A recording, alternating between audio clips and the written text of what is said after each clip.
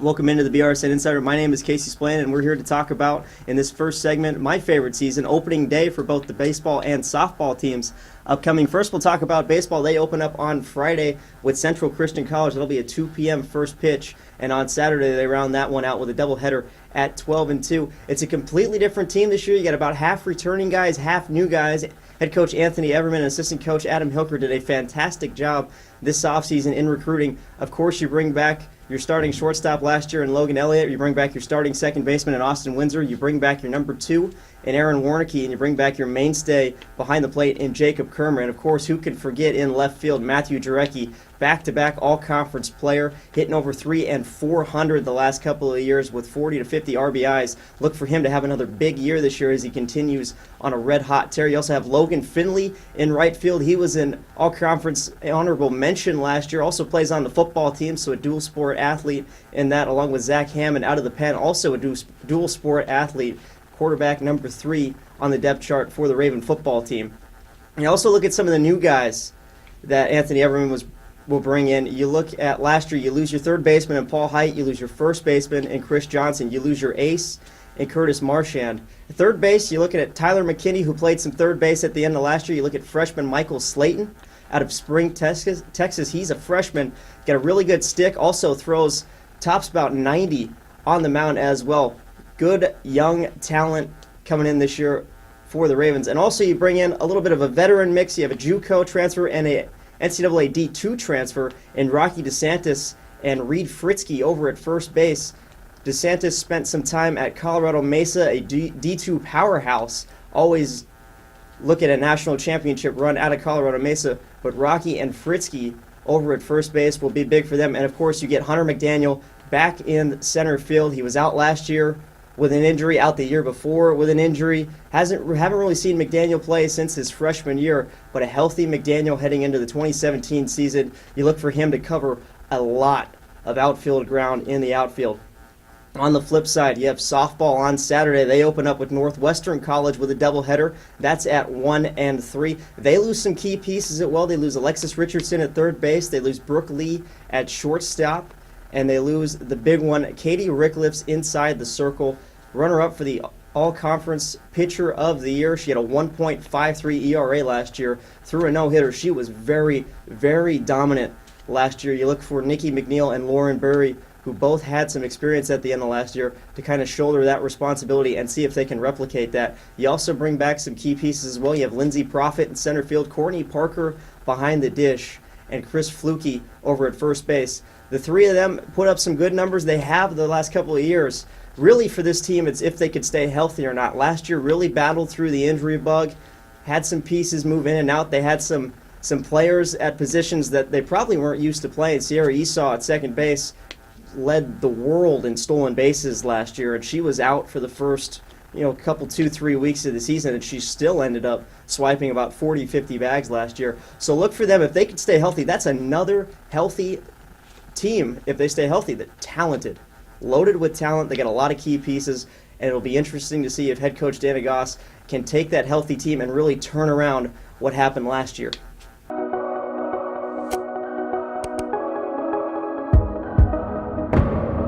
Benedictine College is a chosen place with a special mission. Chosen to lead students in the classroom and outside it. Chosen to bring students closer to God and to each other. Chosen to build one of the great Catholic colleges in America. There's a call to be answered. The spirit of competition is still alive inside. The desire still drives. The phrase student athlete has a great ring to it. Lasting friendships are ready to be made. You just want to keep playing. Game on. Build character for life at championsofcharacter.org. Welcome back into the BRSN Insider. I'm sitting down with head men's basketball coach Ryan Moody. Coach, thank you for joining us this afternoon. Thanks for having me, Casey. Let's take it back to last Saturday, an 84-60 win over Peru State. You guys shot 50% from the field. You made 10 3-pointers. Talk about that game. Yeah, offense was great. I think it started with our defense. We went onto their floor against a team that's very powerful on offense and has some really good scoring guards. I thought our guys did a great job with a team defensive effort of just kind of locking those guys down. It led to some turnovers and some easy shots. And then the biggest thing we did in that game, to be honest with you, was we shared the ball. We really moved it. We had 7 guys in double figures. I think we had 8 or 9 in that 9 and above range. A lot of guys got shots. A lot of guys shared it. And that's when we're at our best. I mean, there's been times when we've had to have a couple of guys kind of go off, for lack of a better term, but when we're at our best, we're defending really well as a team, and then we're sharing the ball with lots of player movement, not just standing around. And I thought that Peru State maybe was the best we'd done in a long time at that. That was a game when Connor Fleming led you guys in scoring. Haven't seen him do that in a long time due to injuries and other things. What have you seen his progression so far this year? I mean, when he's healthy, he's a really good player and makes us a much better team. And, he's probably only played about half the games that in his career that he should have due to injury. But when he's healthy, he's kind of that, we use that terminology, point forward. He can make decisions at 6'7", handle the ball. He can go rebound. He can knock down shots. He's really good with his back to the basket and creating plays for people, and just has a great basketball IQ. So, yeah, we're happy to have him back and healthy, and hopefully he'll stay that way. You guys carried that over into last night with a win 75-66 over Missouri Valley. Talk about that one. Yeah, I mean, a little different game. It was a little more choppy. It felt like we weren't playing quite as well offensively. We had 21 turnovers, which is a little uncommon. We just looked a little sloppy and a little off. But we defended, and our defense came through, and we just kept attacking the rim, both with our post players and our guards. They junked it up a little bit, and when I say that, that means they ran about 3 different defenses, a couple of different zones, a little press. They just took the rhythm out of the game. And so we had to find ways to just kind of get it done, and we made free throws, 80% from the line. We shot it okay. And we were able to overcome the 21 turnovers because we defended so well. And so, yeah, we'll take it. You have to be able to win some games when you're not at your best. And I thought, credit to Missouri Valley, they made us not at our best, but we found a way to win the game. Like you said, a little chippy. There was a point in that game where Christian got in a little bit of scrum underneath the basket. What's the mentality like when you know you're going to face a physical team? I think our guys, I think we're a physical team. I don't know that the mentality changes from game to game, to be honest with you. I think that we kind of go into every game thinking that we're going to try to instill our physicality on that game. We're big, across the board as far as the number of guards and forwards and centers we have that are big, strong guys. And so I think that we go in with that kind of physical mentality. That play, it's February. Guys are tired. And all of a sudden you bump into the wrong guy and takes it the wrong way. It happens, and both teams kind of walked away from it. But we're certainly, that's the way we like to play. Thomas had 23 last night. Talk a little bit about his performance, and I haven't seen him put up numbers like that in a while. Yeah, and he can, but we've got a team this year that has multiple guys on it that can score, especially from the three-point line in the guard position, and so he hasn't necessarily been called on to do it. Last night he was. Andre Yates, who's been our guard scorer and playmaker, up until this point, didn't have a great game and was just a little off himself, and Tom stepped up, and I think that's the sign of a unselfish and a team that's kind of figuring it out a little bit, that our best offense is as a group. But Tom can really shoot it, spends a lot of time in the gym, has a really repetitive shot. It's the same stroke every time he shoots it. That's important. He's a little longer, a little more athletic than you think when you're watching him play, and just has a good sense. It's a quick release, and last night he was feeling it, and his teammates, to their credit, found him. There wasn't a lot of those that were off the dribble. Most of those were catch and shoots, and so his team was finding them, and we needed him to knock them down because we need a little bit of separation. Saturday coming up, Baker. What are your expectations for that one? Well, I once again, this time of year, it's a lot about rest. How we've been fortunate the last 5 or 6 games where I think we've been the team with more in the tank the second half. We really pride ourselves as a program on resting this time of year. I don't know if pride is the word, but we spend time making sure we get off our feet and not wearing them out on the practice floor with this group. So what are the expectations? Baker, really good defensive teams. They're big, they're physical.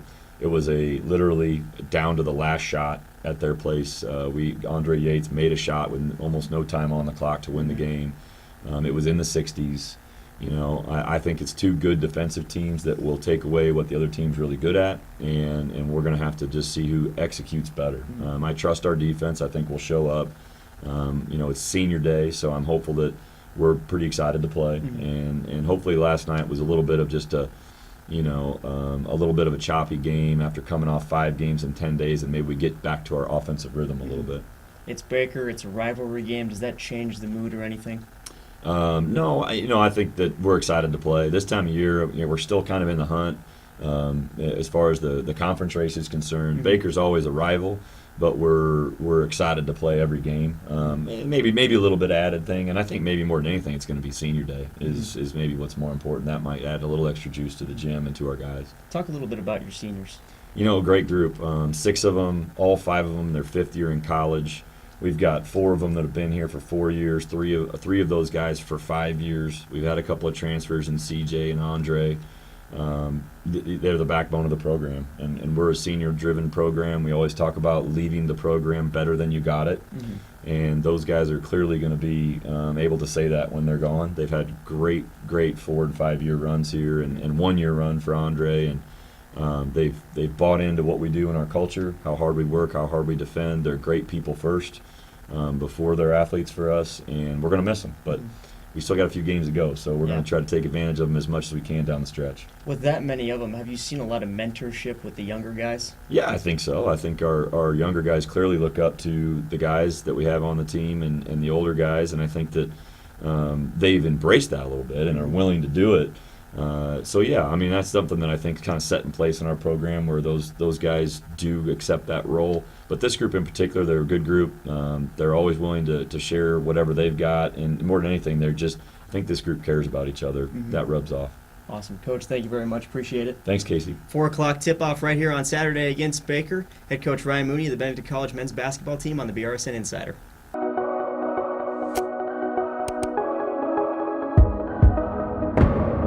Benedictine College is a chosen place with a special mission. Chosen to lead students in the classroom and outside it. Chosen to bring students closer to God and to each other. Chosen to build one of the great Catholic colleges in America. There's a call to be answered. The spirit of competition is still alive inside. The desire still drives. The phrase student athlete has a great ring to it. Lasting friendships are ready to be made. You just want to keep playing. Game on. Build character for life at championsofcharacter.org.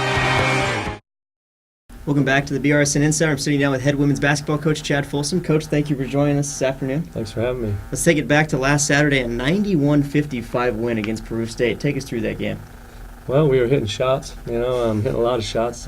Came out really on fire to begin with. Our defense was really good as well, and opened up a huge lead in the first quarter. I think we were up 25-0 before they scored, and we're up 28-2 in the first quarter. So I think from that point on, we had control of the game, and we executed well. We played defense well, and it was a good win for us. That's a game Haley Beard hit 9 3-pointers, new program record. What was that like to witness? It was pretty cool. She had 5 at the beginning. At the end of the first half, she was 5 for 5. Comes out, hits a couple in the second, and then I was asking around to make sure what the record was. She was getting close to it, and then she hit 8 with about 2 minutes to go in the game, and so we tried hard to get her number 9, and she ended up hitting that with about 25 seconds to go and broke the record. So 9 for 11 in one game, pretty good night for her. That's a game you guys shot 64% from downtown. When you guys are that hot, it's really tough to beat. Right. I think lately we've been shooting the ball a whole lot better than we had all season, so I think that's a good thing.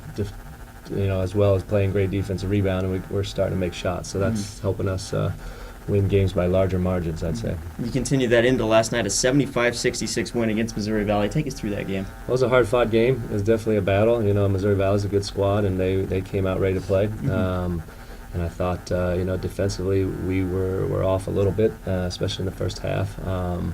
And then they were getting easy buckets and scoring on us, and so it was a close game. I think our press in the second half kind of changed things a little bit. and we also started getting the ball inside a lot better in the second half. And Serena Parker had a big game for us with 24 points, and really was able to carry us there in the last quarter. She got in some foul trouble late in that game, and so did Kayla Staley. How much does that hurt or change the offense? Well, you definitely want to keep her out on the floor as much as you can. Serena, the way she can score in our league, so that's something she's been focusing on all year, is just trying to stay out of foul trouble. But we used Rochelle regularly as well last night, so we had 3 posts we could put in there. Rochelle stepped up in that Peru State game when Kayla was out with an injury, so just to have enough people we could put in and out of there was good for us last night. You move into Saturday. It's the NAIA game of the week against Baker. What are your expectations for that one? It's going to be a war. It's going to be a battle. You got 2 of the best teams in the league going at each other and playing for first place in the conference. And this late in the season, that's critical. So it's going to be a hard-fought game. I think both teams know each other well, and I expect it to be a really, really good game. It's Baker. It's a rivalry game. Does that add any extra? Always. And Baker and us definitely are big rivals in all sports. So it's definitely, that's part of it. And, of course, they're the team that knocked us out of the national tournament last year. So, and they beat us down at their place in December. So I expect it's going to be a great game, and hopefully we can get a good crowd in here. Tied for first at the top of the conference. How important is it to have that one going into the conference tournament, to have home court advantage? That's big, and I think it's also big to win a conference title. It's something we haven't done here since 2008, so it's been a long time. So it's something that would be cool for the ladies if they could get that accomplishment. So, home court advantage is always good too. But we've been, haven't been in that spot, at least having the #1 seed in 8 years or 7 years. So it's been a while. So hopefully we can play well tomorrow on Saturday. Senior day on Saturday as well. Talk a little bit about Allie and Haley. We're going to miss those 2. Allie's our point guard, definitely our leader on the floor, kind of gets us where we need to go, and she's one of the top assist players in the league. She thinks she's one of the top 2 or 3 in the league in assists. And she also sets the tone with her defense up top. And I think lately what's been great is that she's starting to look for a shot a lot more, and her production on the scoring end has gone up, and that's helped our team. So she's got the ability to knock down shots. She's struggled most of the year, but she seems to be getting hot at the right time. And Haley's again, going back to her 9 threes in the last game, but she's also been shooting the ball well of late for us. She's a very good perimeter shooter, one of the top in the league in percentage and also in makes, and so we're counting on her to knock down shots. She's also stepped into a role this year and been our backup point guard when we lost Loranda Thomas early in the year, and she's really filled that role really nicely for us. How have you seen the 2 of them kind of help out the younger players as well? They're great leaders. Both of them lead by example. And I say Kristen Murphy's our other captain. So those 3, I think, have done a great job at leading our team all year, on and off the court. And, we wouldn't be where we are without the great leadership that we have in those 3. Awesome. Coach, thank you very much. Appreciate it. Thank you. 2 o'clock right here behind us in the Ralph Noam Gymnasium. It's the NAIA Game of the Week, Baker and Benedictine. Head coach Chad Folsom of the Benedictine College women's basketball team on the BRSN Insider.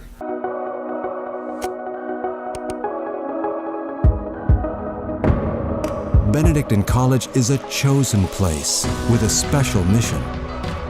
Chosen to lead students in the classroom and outside it. Chosen to bring students closer to God and to each other. Chosen to build one of the great Catholic colleges in America.